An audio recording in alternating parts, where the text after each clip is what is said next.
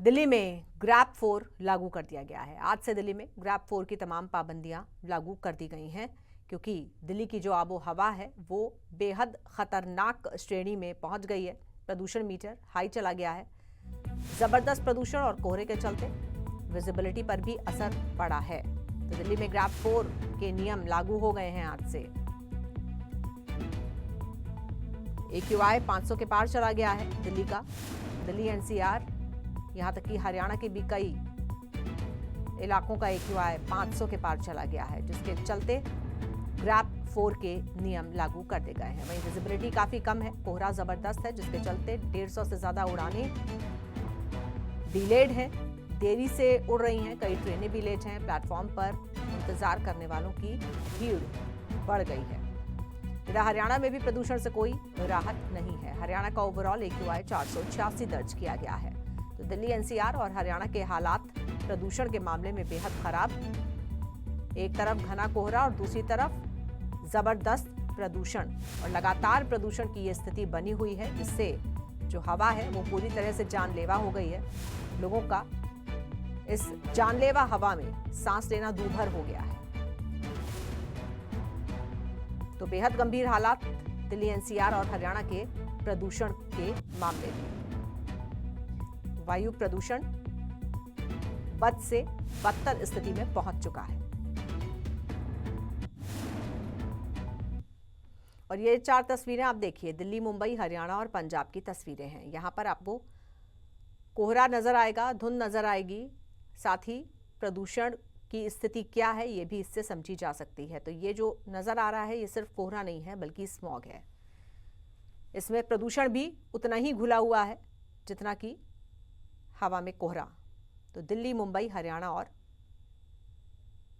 पंजाब। और ये 4 तस्वीरें हरियाणा की हैं। अंबाला, जींद, नूंह और गुरुग्राम सभी जगहों पर प्रदूषण से हालात चिंताजनक बने हुए हैं। तो काफी ज्यादा प्रदूषित आबो हवा हरियाणा वासियों के लिए भी।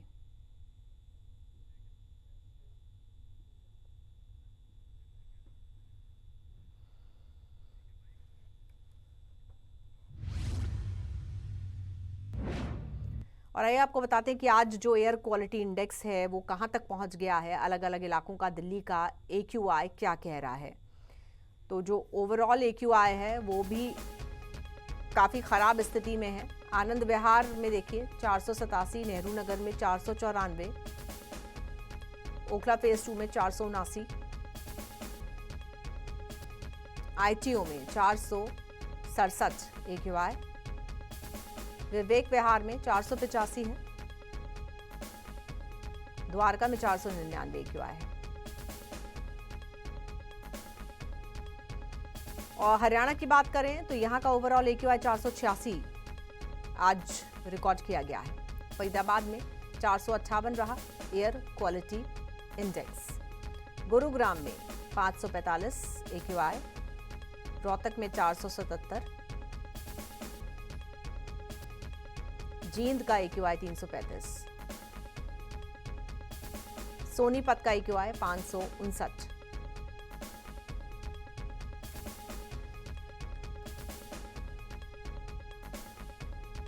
और आइए सीधे रुख करेंगे अपने 2 संवाददाताओं का। दिल्ली से इस वक्त हमारे साथ हमारे संवाददाता विनय सिंह जुड़ रहे हैं और फरीदाबाद से जुड़ रहे हैं दीपक गौतम। सबसे पहले विनय, आपके पास मैं आऊंगी।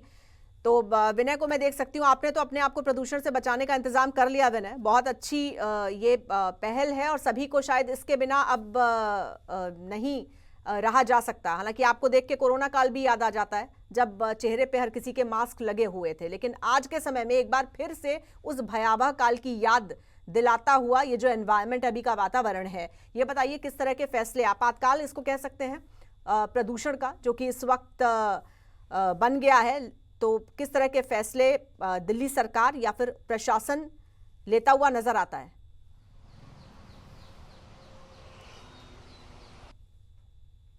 ये मास्क अब आज की जरूरत बन गया है और इसीलिए हर किसी, क्योंकि अगर प्रदूषण से बचना है तो प्रदूषण को या तो कम किया जाए या खत्म किया जाए या फिर इससे बच हम लोग बोल रहे हैं और प्रदूषण जब खत्म होगा तो खत्म होगा। ग्रैब 4, अब बात करें प्रशासन की तरफ से क्या कदम उठाए गए हैं, तो ग्रैब 4 आज सुबह 8 बजे से राजधानी दिल्ली में लग चुका है। यानी कि जो पाबंदियां हैं वो बढ़ा दी गई हैं। हम अगर तस्वीरों के जरिए भी आपको दिखाएं कि तस्वीरें में किस तरह से जो हम धुंध और प्रदूषण का जो मिश्रण है वो कह सकते हैं, क्योंकि धुंधला धुआं इसलिए दिख रहा है क्योंकि यहाँ पे प्रदूषण की मात्रा भी है और धुंध भी है, तो इसलिए इसको बहुत परेशानी दिल्ली वालों को, यानी कि दोहरी मार प्रदूषण की और धुंध की झेलनी पड़ रही है। और अब जहां तक बात की जाए ग्रैब 4 की, तो ग्रैब 4 में कई पाबंदियां जिस तरह से हम जिक्र कर रहे थे, स्कूलों को बंद करने का निर्देश दिया गया है, क्लासेस ऑनलाइन लेने की बात की गई है। राज्य सरकारों को ये कहा गया है कि कोशिश करें कि ऑड इवन तरीके से अपने कर्मचारियों को बुलाया जाए। उसी तरह से सेंटर गवर्नमेंट से भी अपील की गई है कि ऑड इवन तरीके से अपने कर्मचारियों को बुलाया जाए।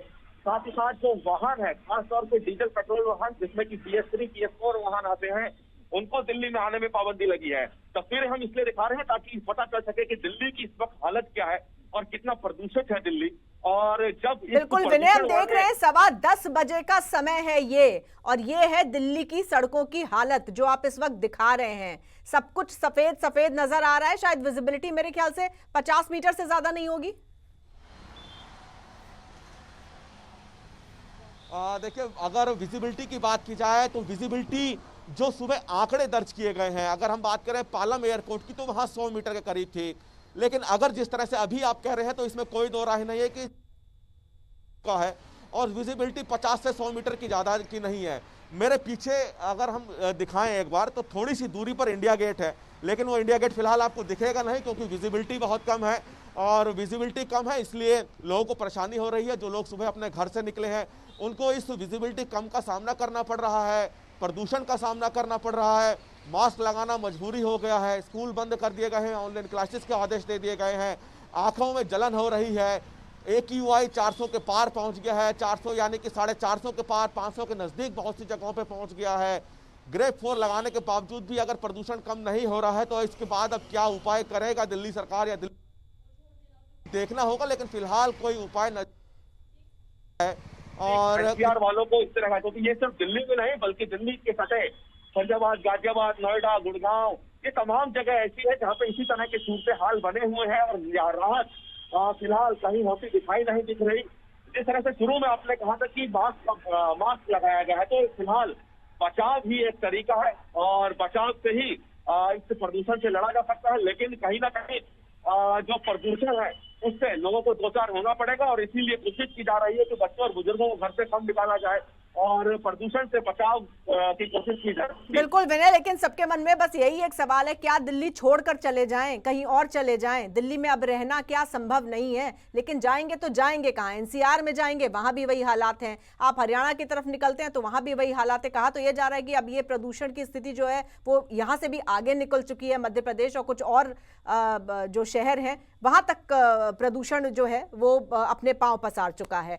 बहरहाल आप बने रहिए हमारे साथ, हम चलेंगे फरीदाबाद। हमारे संवाददाता दीपक गौतम वहां से हमारे साथ जुड़ गए हैं। दीपक, आप तो लग रहा है काफी साफ स्वच्छ हवा में सांस ले रहे हैं। साफ स्वच्छ हवा कह सकते थे हम कल तक इसको, लेकिन आज के जो हालात हैं ये दिल्ली से तो बेहतर हैं, लेकिन हालात बेहद खराब होते हुए नजर आ रहे हैं। जिस तरह का जिक्र विनय कर रहे थे, और विनय ने तो मास्क लगा लिया है, और मैं खुद ये सोच रहा था कि जिस तरीके का माहौल और एनवायरनमेंट बना हुआ है, इस माहौल में कितने दिन ऐसे गुजरेंगे जब ये मास्क लगाने की नौबत से बचा जाएगा, क्योंकि मास्क लगाना भी परमानेंट इलाज नहीं है।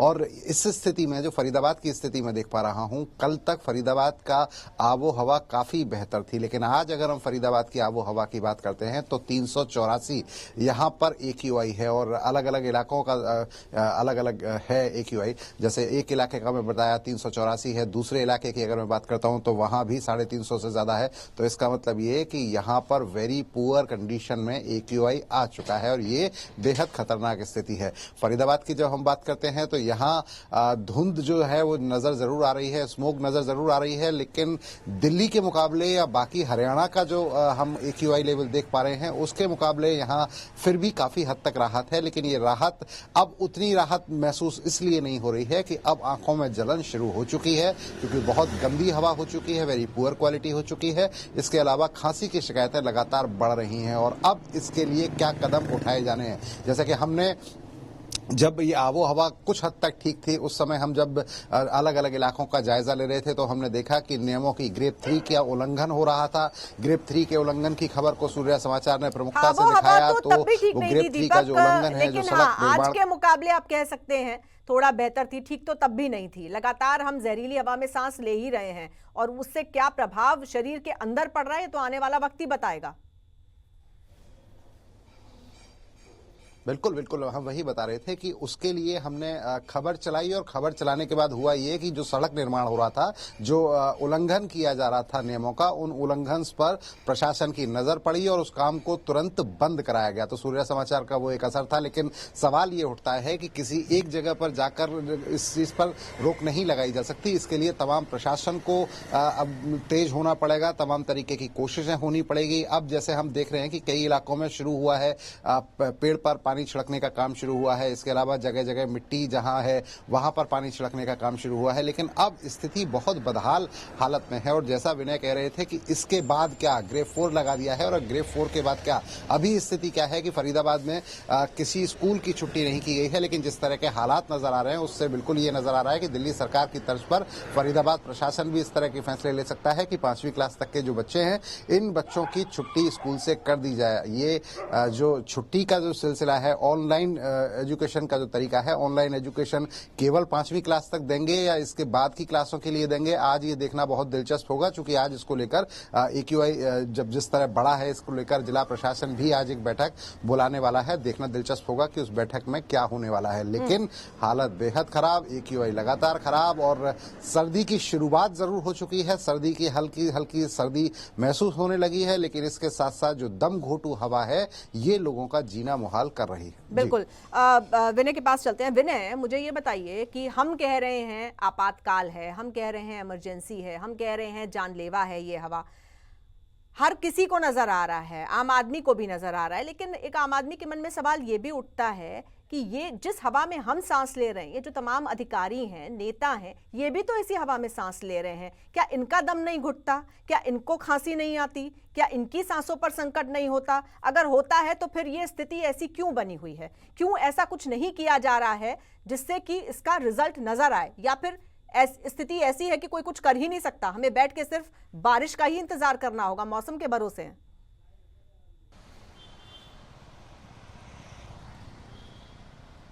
और देखिए, बिल्कुल जो आपने लास्ट में लाइन कही वही सत्य है कि स्थिति ऐसी है कि कोई कुछ कर नहीं सकता, करना होगा अपने स्तर पर।